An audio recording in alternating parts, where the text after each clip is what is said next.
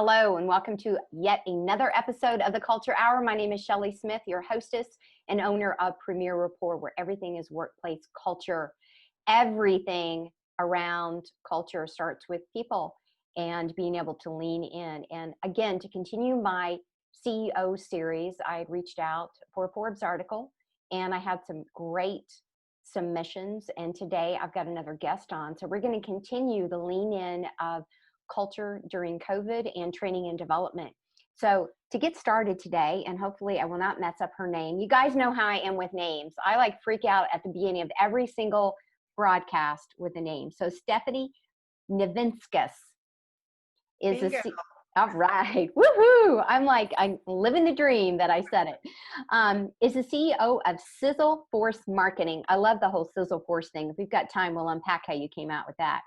A strategic copywriting agency since 1995. She's been writing campaigns that have been used Starbucks, Quicksilver, the National Football League, along with thousands of smaller companies. She's written for Forbes, Entrepreneur Magazine, and is the author of the international bestseller, Absolutely Unforgettable, The Entrepreneur's Guide to Creating a Heart-Centered Brand and Standing Out in the Noisy World. Amen, sister. There's so much noise that's out there. Hey, I didn't tell you this before we hit record, but do you have a copy of your book that you could flash during our talk today? Can you grab one? Yay, there it is. The good marketeer always has a copy close by. Get that up to your camera so everybody can see what that looks like. Oh, and it's got an elephant on it. So of course I get that. So that's awesome. And can they find that on Amazon? Absolutely. Yep. All right. So for those of you who are not watching this, it is a white cover book. It's got a super cute picture of an elephant and a little pinkish reddish rose flower on it. It's actually balloons. Oh, balloons. Okay, there you go. Balloons. The elephant is up in the air with the balloons. That is like super cute. Mm-hmm. Absolutely unforgettable. So I want to make sure that I plug that for you. So Stephanie, before we get into our dialogue today, what did I maybe not give you kudos for in your bio, or that you want to talk about what Sizzle Force Marketing is and does? I'll let you choose that direction. Well, you did a good job on kudos, so thank you so much. Okay. One thing that I did not mention to you that you didn't obviously mention to your listeners is this month is actually my 25th anniversary as a copywriter. Wow. Congratulations. So, thank you. It's kind of fun. I'm like, wow, I'm old. You're not old. Your business is mature. Yes, we're mature and seasoned. That's a much nicer way of saying it. So, but it's kind of fun thinking for a quarter of a century, we've been putting words to products and services that are selling. And that's been pretty cool. I love that. Congratulations for that.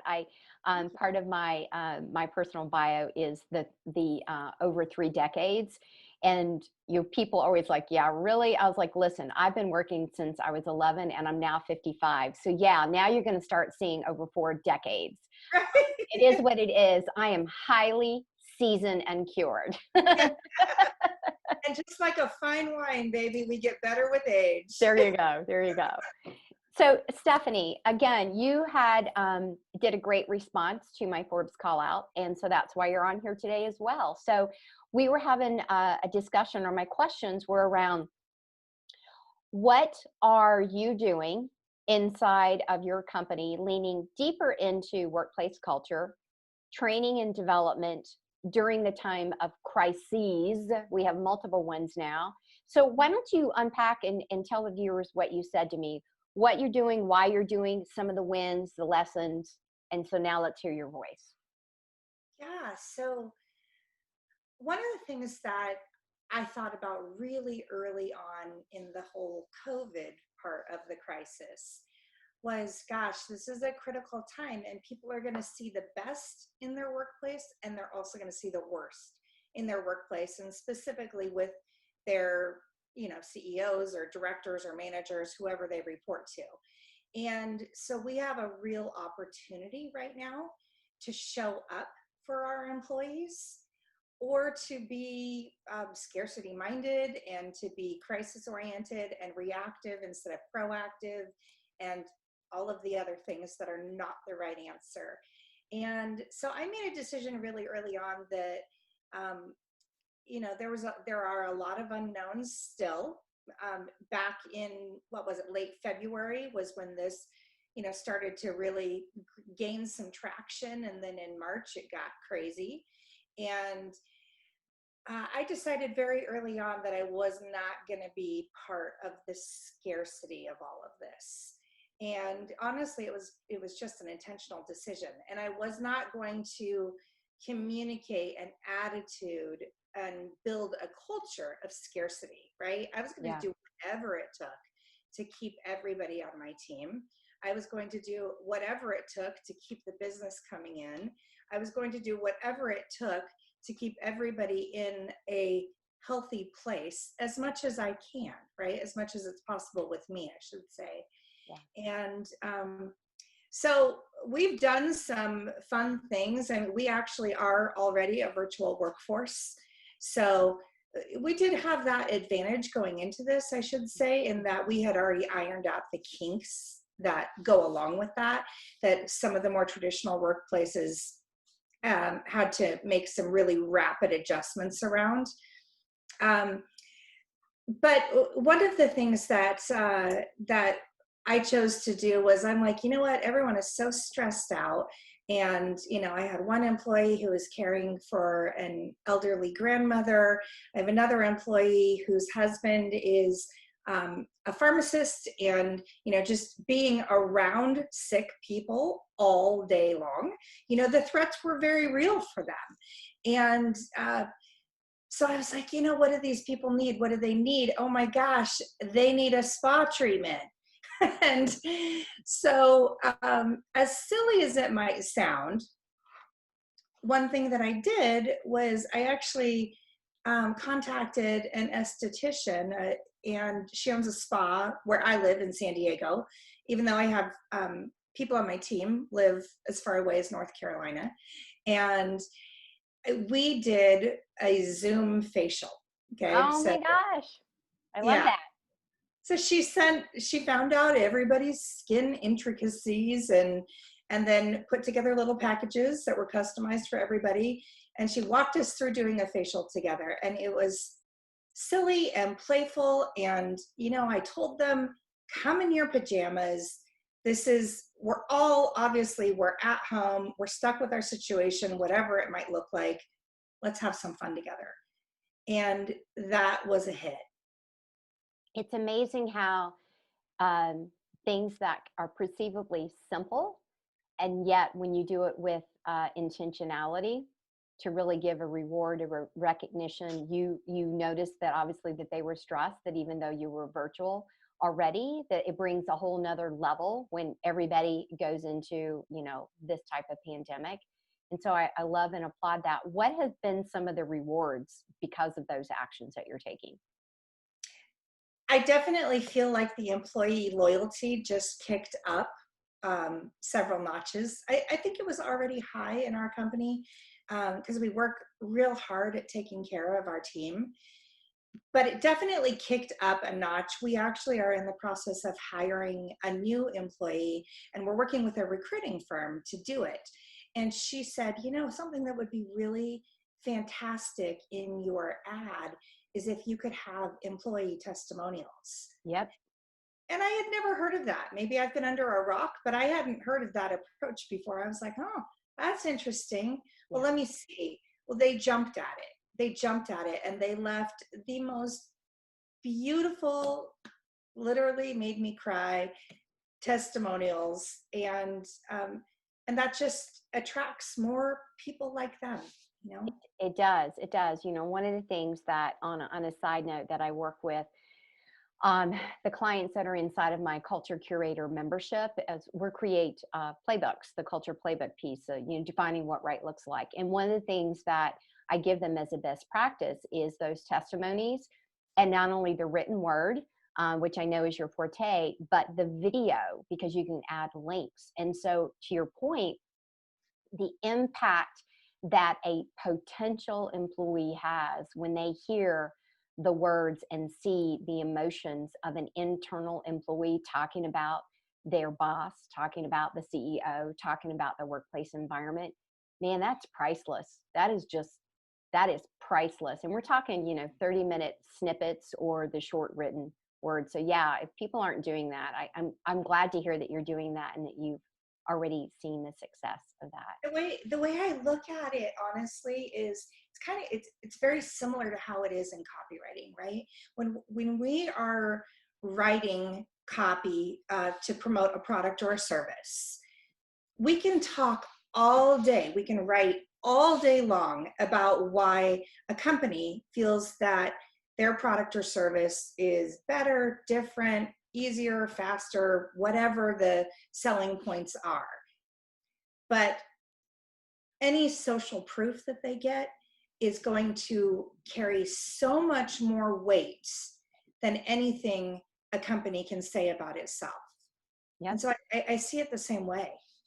Absolutely. Absolutely. It's that, aside from, I say, define it, build it, market it. And so to your point, it's that marketing piece inside of that. So were there any mindset shifts that you took, during the COVID crisis, or maybe how did you get here that you understood? Was there anything that happened in your past that you're like, I really need to pay more attention to this culture thing and to be more intentional about the workplace culture, or not? Yeah, there's two things that come to mind with that question. I will tell you honestly, it wasn't as much something in my past that impacted the culture choice that I made. It wasn't, I should say, it wasn't something so much in my professional past as it was in my personal past, to get my mindset in a certain place. Okay. So, everybody has their story, right? I have my story, and my story got pretty gnarly about 4 or 5 years ago. And it was during that time that I really realized the power of your thinking, right? And this is, I hope I'm not getting too personal for you here. No, I love it.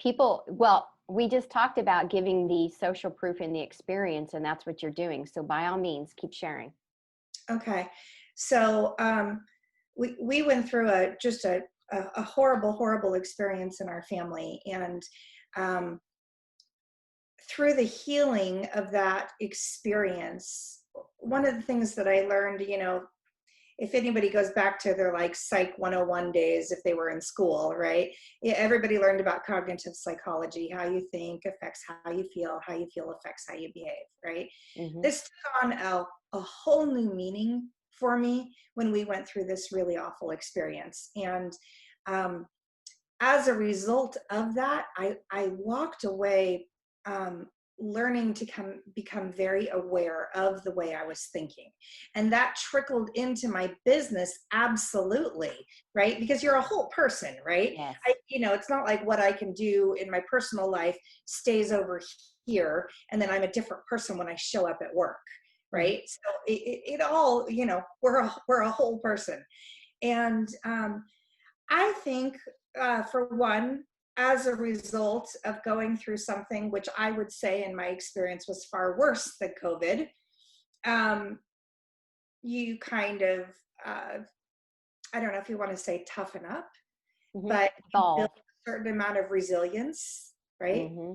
You build a certain amount of resilience, you build a certain amount of being able to come back from difficult things. So that was one thing.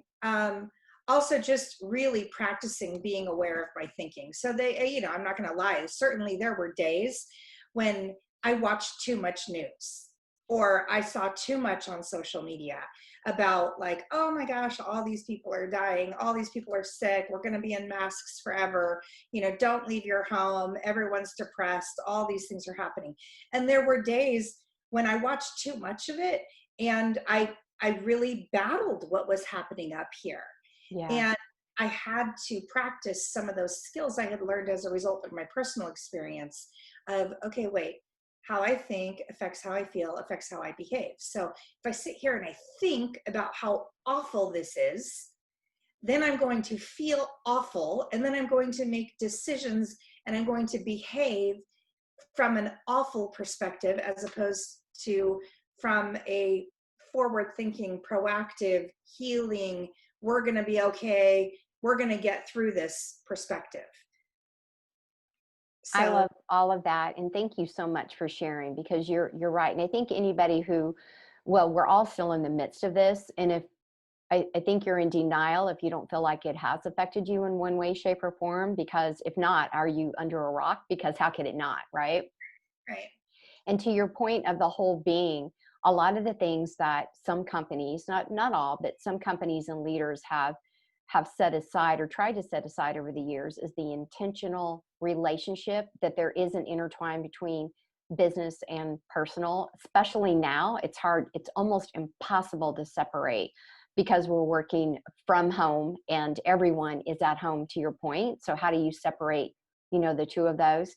And we do truly build trust and deeper relationships when we lean into those experiences and share that I'm in fear, or I'm frustrated, or I'm stressed, or I don't have the answer to that, but let's go figure that out together, Yeah. and to lean in. So thank you so much for sharing that.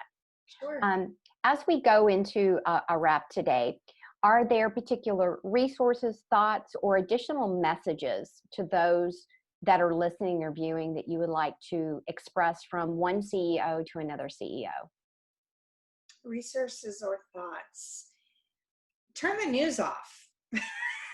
Honestly, if you're getting into this bad place, or you don't feel like you're building up your team the way that you really want to, honestly, it's probably because you're taking in too much news. And so turn off the news and turn off your social media for a day, and instead practice thinking about what is good and noble and praiseworthy, and take that and see how that changes your perspective and how that changes the influence you make on your team. Love it. Those are great final thoughts. So thank you, Stephanie, for being with us today. And again, for those of you who are listening, just go into the notes and you'll have more about Stephanie, as well as resources and the title of her book again, so you can grab that too. And my name is Shelley Smith. Thank you so much for joining in today. Stay tuned for continued in this series, the voices of CEOs who are living through the crisis and staying focused on the workplace culture.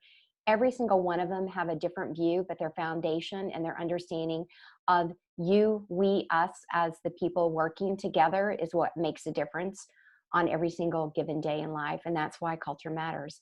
So that's it for today. You guys be safe, be well, keep sharing, keep sending in your questions and your comments.